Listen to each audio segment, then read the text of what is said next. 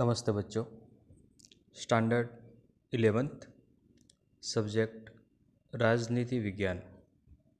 बच्चों, आज हम लेसन 2 पार्ट 1 लोकतंत्र के मूलभूत मूल्य के बारे में चर्चा करेंगे। बच्चों, मूलभूत मूल्य जैसे कि स्वतंत्रता, समानता और सामाजिक न्याय जैसे मूल्यों का अध्ययन करना है, जिसका समाज के साथ सीधा संबंध है। मनुष्य के समूह जीवन के आरंभ से ही व्यवस्था के कई प्रश्नों का उद्भव और विकास हुआ। राज्य के 4 आवश्यक घटक जनसंख्या, विस्तार, सरकार और संप्रभुता यानी कि सार्वभौमत्व है। उसमें संप्रभुता अति महत्वपूर्ण तत्व है। यह तत्व राज्य को निर्णय लेने में आंतरिक तौर पर सर्वोपरि और बाह्य स्तर पर स्वतंत्र बनाता है। यह संप्रभुता मनुष्य की स्वतंत्रता को कम या अधिक रूप से नियंत्रित करती है।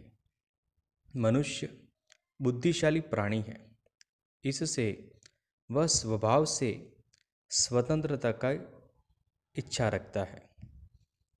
बच्चों, आपने देखा होगा, कोई भी मनुष्य छोटा हो, अबाल हो, वृद्ध हो, इसको आप बंधन में नहीं रख सकते। आप उसको कोई आदेश करेंगे तो आदेश का 100% पालन नहीं करेगा। आप उसको एक रूम में बंद करोगे तो उसमें से बाहर आने का प्रयास करेगा। छोटे बच्चे, जब एकदम छोटा बच्चा है, उसको भी आप जो कहेंगे वो तो नहीं ही करेगा। बस स्वतंत्र होना है, अपने इच्छा के अनुसार अपना जीवन जीना है। ये कुदरती है। स्वतंत्रता का अर्थ, स्वतंत्रता के अर्थ को स्पष्ट करने के लिए अलग अलग राजनीतिक विद्वानों ने प्रयत्न किए हैं। स्वतंत्रता का सामान्य अर्थ देते हुए कह सकते हैं कि स्वतंत्रता अर्थात अन्य किसी को नुकसान न हो ऐसा वर्तन व्यवहार करने की छूट। प्रोफेसर लास्की के शब्दों में देखें तो स्वतंत्रता का अर्थ एक वातावरण की स्थापना है जिसमें मनुष्य को अपने विकास के अवसर उपलब्ध हो। इस तरह स्वतंत्रता एक प्रकार का वातावरण है। वह विधेयात्मक शक्ति है जो व्यक्ति को विकास का अवसर देती है। वह व्यक्ति को इच्छा अनुसार व्यवहार करने की छूट देता है, परंतु इसका अर्थ स्वच्छंदता नहीं है। समाज के सदस्य के रूप में और राज्य के नागरिक के रूप में वह स्वच्छंद व्यवहार नहीं कर सकता। इस प्रकार कई मर्यादाओं में रहकर व्यवहार करने की छूट को स्वतंत्रता कह सकते हैं। बच्चों, हमें बोलने की स्वतंत्रता है। इसका मतलब ये भी नहीं है कि हम जोर जोर से चिल्ला चिल्ला कर बोले, ध्वनि प्रदूषण करें, वो भी नहीं है। अब स्वतंत्रता के प्रकार। तो सबसे पहले स्वतंत्रता बच्चों 2 तरह की होती है। इसमें एक नकारात्मक स्वतंत्रता और दूसरा सकारात्मक स्वतंत्रता। इसमें पहले नकारात्मक स्वतंत्रता किसे कहेंगे तो व्यक्ति के जीवन के 2 पहलू हैं। प्रथम, व्यक्ति का निजी जीवन। इस जीवन में राज्य को कोई हस्तक्षेप नहीं करना चाहिए, क्योंकि व्यक्ति के ऐसे जीवन से दूसरों को नुकसान नहीं होता। परंतु व्यक्ति के जीवन का दूसरा पहलू उसका सार्वजनिक व्यवहार है, अर्थात व्यक्तियों के कार्यों में हस्तक्षेप करता हो तो राज्य व्यक्ति के ऐसे व्यवहार को नियंत्रित कर सकता है। हम हमारे परिवार में, घर में किसी भी तरह से रह सकते हैं, लेकिन बाहर की दुनिया में हम जाते हैं, घर से बाहर निकलते हैं, यानी कि सार्वजनिक व्यवहार में हम अच्छा, ज़्यादा अच्छा या बुरा नहीं कर सकते, क्योंकि लोगों का भी ध्यान रखना है हमें। स्वतंत्रता है, लेकिन वो स्वच्छंदता में बदलनी नहीं चाहिए, वो हमें याद रखना चाहिए बच्चों। दूसरा, सकारात्मक स्वतंत्रता। स्वतंत्रता के सकारात्मक पहलू पर विचार करते हुए जानने में आता है कि मनुष्य के रूप में जो करने जैसा हो उसे करने की छूट दो, यह भी जरूरी है। व्यक्ति जीवन के विविध आनंद को प्राप्त कर सकता है, वह अपना जीवन खुशहाल बना सके और ऐसा करने की अनुकूलता हो, वह भी आवश्यक है। संक्षिप्त में कहे तो व्यक्ति के व्यक्तित्व के सर्वांगी विकास का पोषण करने वाली स्वतंत्रता, इसको हम सकारात्मक स्वतंत्रता कहते हैं।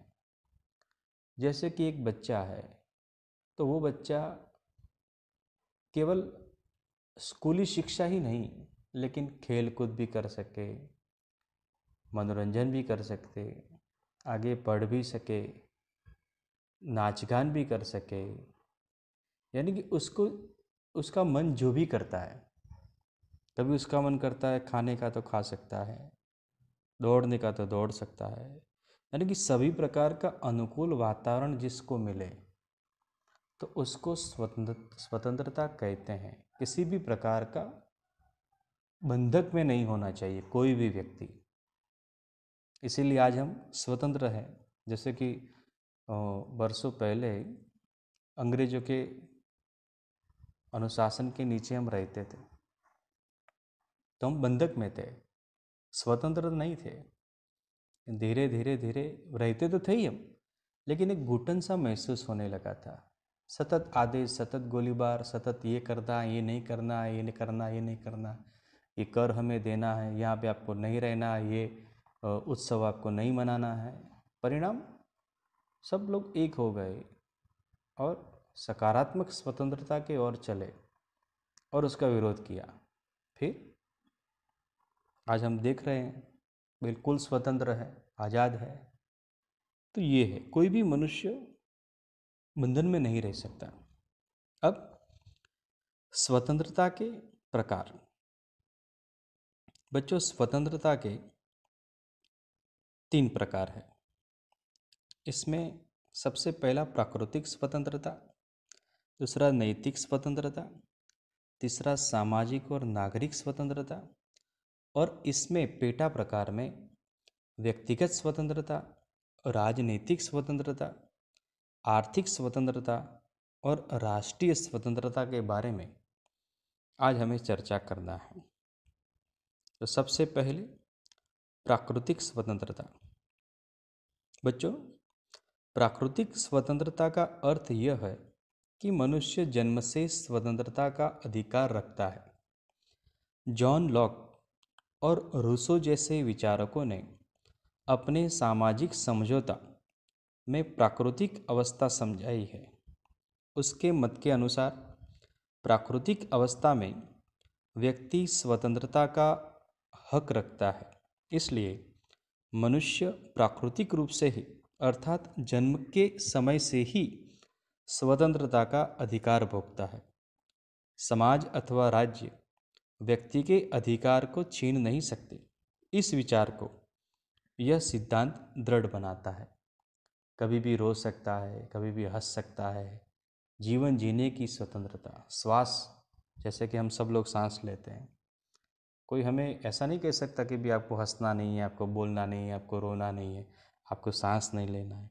उसे कहते हैं प्राकृतिक स्वतंत्रता, जो हमें कुदरत ने दी है।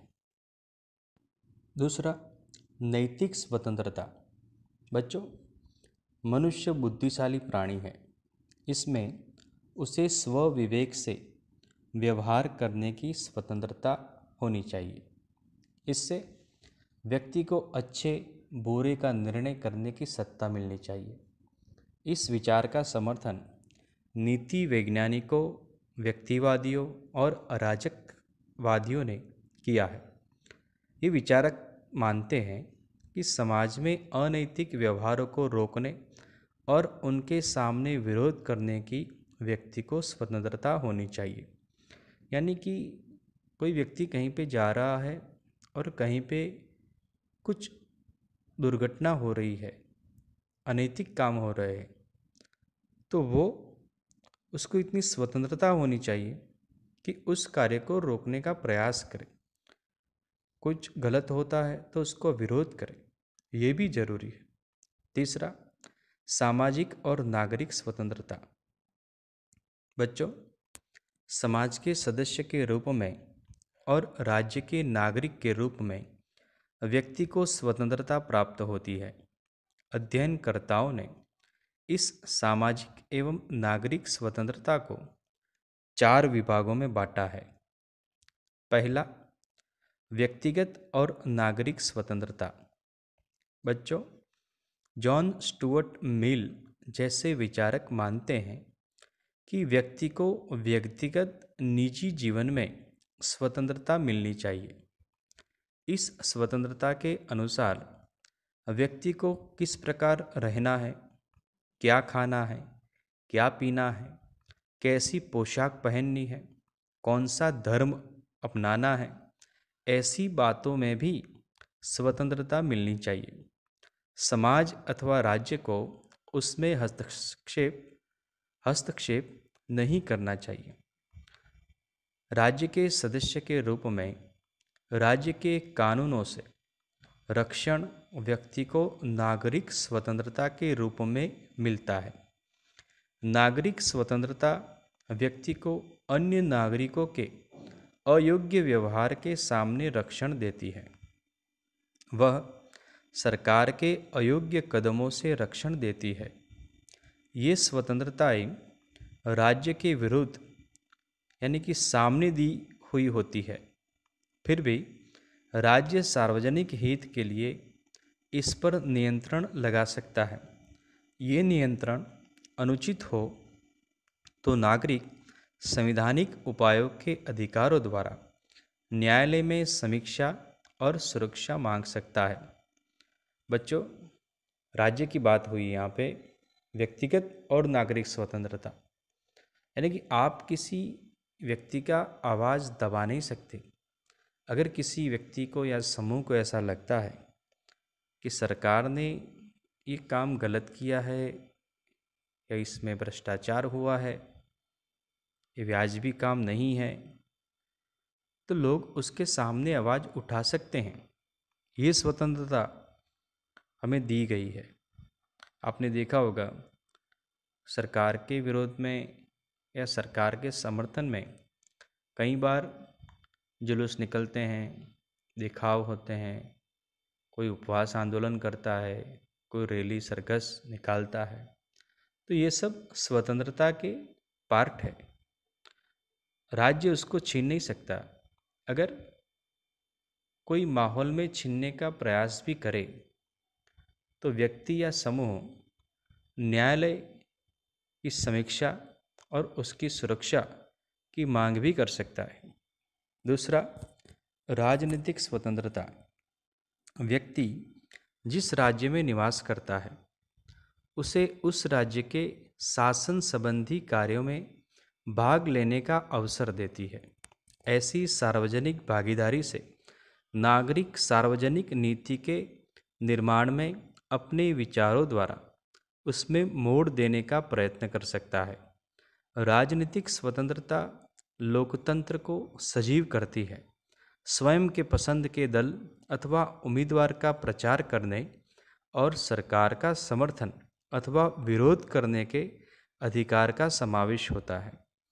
बच्चों, 18 साल के बाद संविधान ने हमें मताधिकार दिया है, तो आप कोई भी दल को मत दे सकते हैं, कोई भी दल में जुड़ सकते हैं, कोई भी दल का प्रचार कर सकते हैं। तो ये राजनीतिक स्वतंत्रता का पार्ट है। तीसरा, आर्थिक स्वतंत्रता। आर्थिक स्वतंत्रता में व्यक्ति को अपनी तथा अपने परिवार की जरूरतों को पूरा करने की बातों का समावेश किया गया है। व्यक्ति को काम करने, उचित वेतन प्राप्त करने, संपत्ति इकट्ठी करने, उसके निर्यात और अपने व्यवसाय की रक्षा हेतु संघ बनाने के अधिकार का समावेश होता है। इस आर्थिक स्वतंत्रता के बिना राजनीतिक एवं नागरिक स्वतंत्रता अर्थहीन होती है। बच्चों, राज्य में कोई भी व्यक्ति या परिवार है, वो राज्य के कोई भी कोने में अपना आर्थिक जीवन यानी कि अपना जीवन जीने के लिए आर्थिक प्रवृत्ति कर सकता है। कोई भी धंधा रोजगार कर सकता है। हाँ, एक बात तय है कि उस धंधे रोजगार से समाज का नुकसान नहीं होना चाहिए। आप गलत धंधा करके भी आर्थिक उपार्जन नहीं कर सकते। आप वही धंधा कर सकते हैं जिससे आपका आर्थिक आर्थिक उपार्जन भी हो और समाज की सलामती भी हो। चौथा, राष्ट्रीय स्वतंत्रता। प्रत्येक जनसमूह धर्म, भाषा, भावात्मक एकता जैसे विविध कारणों से एक राष्ट्र होने की भावना रखते हैं और उसके संचालन की स्वतंत्रता होती है। इसके साथ ही जो राष्ट्र पराधीन होते हैं उन्हें स्वतंत्रता प्राप्ति के लिए संग्राम करने का अधिकार होता है। वे स्वतंत्रता प्राप्त करके राष्ट्र राज्य बन सकते हैं। वास्तव में वे सभी स्वतंत्रताएं स्वतंत्र राष्ट्र राज्य में ही विकसित हो सकती है। बच्चों, फिर से जनसमूह, धर्म, भाषा, भावनात्मक एकता जैसे विविध कारणों से राष्ट्र एक बनता है। और अगर कोई राष्ट्र पराधीन है, किसी का गुलाम है, तो उसको संघर्ष करने का भी अधिकार हमारे संविधान ने दिया है।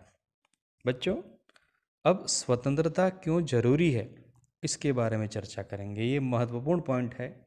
एग्जाम में 2 मार्क्स का प्रश्न आता है कि स्वतंत्रता क्यों जरूरी है। तो बच्चों, मनुष्य के लिए स्वतंत्रता किस लिए जरूरी है, इस विषय पर विचारकों ने गहरा चिंतन किया है। इन विचारकों के अनुसार स्वतंत्रता यह परम मूल्य है, वह स्वयं एक उद्देश्य है। स्वतंत्रता में ही मनुष्य को सुख और संतोष प्राप्त होता है। इसलिए स्वतंत्रता के लिए कई राष्ट्र विदेशी शासकों के सामने स्वतंत्रता संग्राम लड़े थे।